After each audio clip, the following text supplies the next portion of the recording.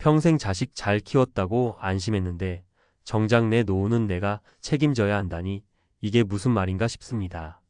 한때는 잘 나가는 직장에서 인정받았지만 지금은 나이가 많아서 어렵다는 말만 들리죠. 건강은 조금씩 예전 같지 않고 믿었던 배우자와도 생각이 다를 때가 많습니다. 이제야 깨닫습니다. 결국 내 노후를 지킬 사람은 나뿐이라는 걸. 내 노후 이제는 내가 지킨다. 자녀 리스크, 건강 리스크, 이혼 리스크를 넘어서 자식이 든든한 노후 대책이라는 말, 이젠 옛말입니다. 한때 우리 세대는 자식만 잘 키우면 노후는 자연히 해결될 거라 믿었죠. 하지만 지금은 어떤가요? 자식들은 각자 살기 바쁘고 부모를 부양할 경제적조차 없는 시대입니다. 거기에 건강이 조금씩 무너지기 시작하고 부부 관계도 은퇴 후에는 새로운 갈등을 마주하는 경우가 많죠.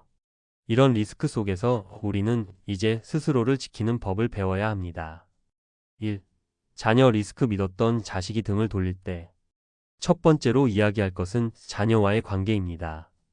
사례 하나를 들어볼까요? 김영철 씨 62세는 은퇴 후 자녀 셋의 대학 학비와 결혼 자금까지 지원하며 거의 모든 자산을 쏟아부었습니다. 그는 내 자식들이 나를 책임져 줄 거야 라는 믿음이 있었습니다. 하지만 막상 은퇴 후 손을 내밀었을 때 자녀들의 대답은 냉정했습니다. 아버지, 저희도 아이 키우고 집 대출 갚느라 힘들어요. 결국 그는 월세살이를 하며 작은 마트에서 일용직으로 일하고 있습니다. 자녀들이 부모를 부양하지 않는다고 비난할 수 있을까요? 요즘 세대는 본인들 삶을 유지하기도 벅찹니다. 김 씨의 이야기는 우리에게 중요한 교훈을 줍니다.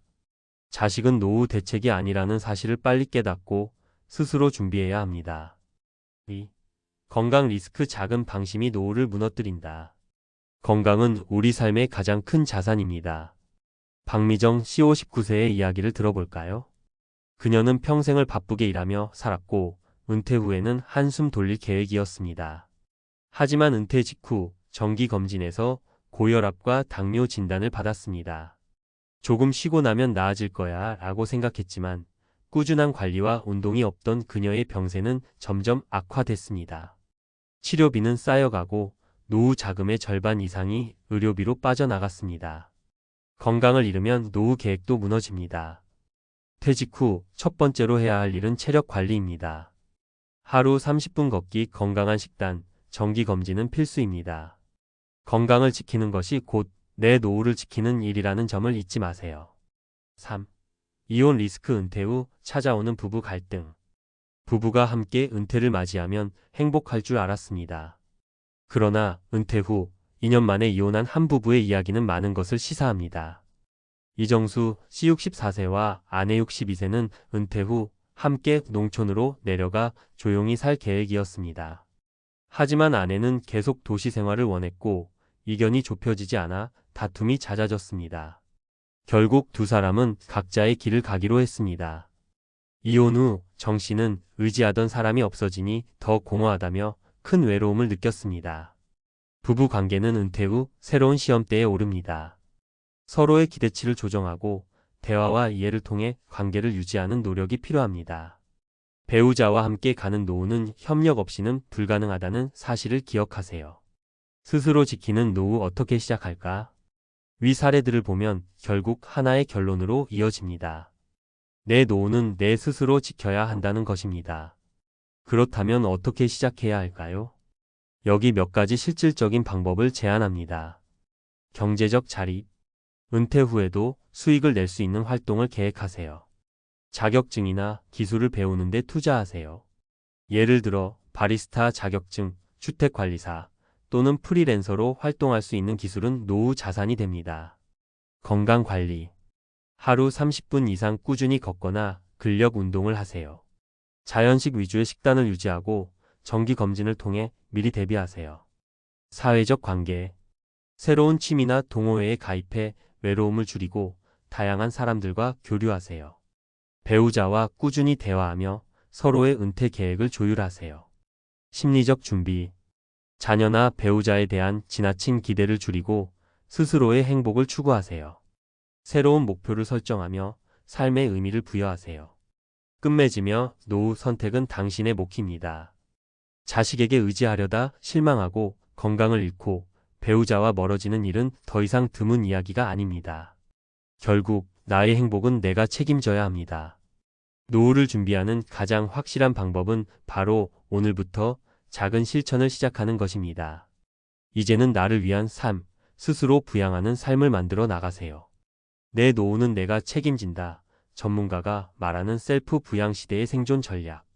요즘 50대와 60대가 가장 많이 하는 말이 뭔지 아십니까? 한때는 자식이 최고의 노후 대책이라더니 이젠 다 헛소리야. 현실은 냉혹합니다. 자녀, 건강, 배우자까지 모든 리스크가 노후를 위협하는 시대에 우리는 셀프 부양이라는 새로운 패러다임에 적응해야 합니다.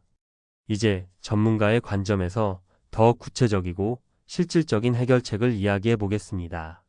자녀 리스크 자식에게 의존하지 않는 삶. 자녀 리스크는 우리 부모 세대와 가장 크게 달라진 부분입니다. 옛날엔 자식이 부모를 부양하는 것이 당연시되었지만 이제는 자식들이 자기 살기도 벅차죠. 이런 현실에서 자녀에게 부담을 주지 않고 독립적으로 사는 방법은 무엇일까요? 1. 자녀와의 경제적 경계를 명확히 하라. 많은 부모가 자녀에게 금전적으로 무리한 지원을 하다 결국 자신이 힘들어지는 상황에 놓입니다. 예를 들어 자녀 결혼 자금, 주택 자금 등을 무리해서 도와주고 나면 정작 자신은 은퇴 후 빈손이 됩니다.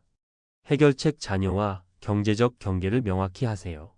아빠는 너희 학비까지 도와줬지만 앞으로는 내가 살아갈 준비를 해야 한다. 이런 대화는 어렵지만 반드시 필요합니다. 2. 자녀와의 관계를 감정적으로 재정립하라.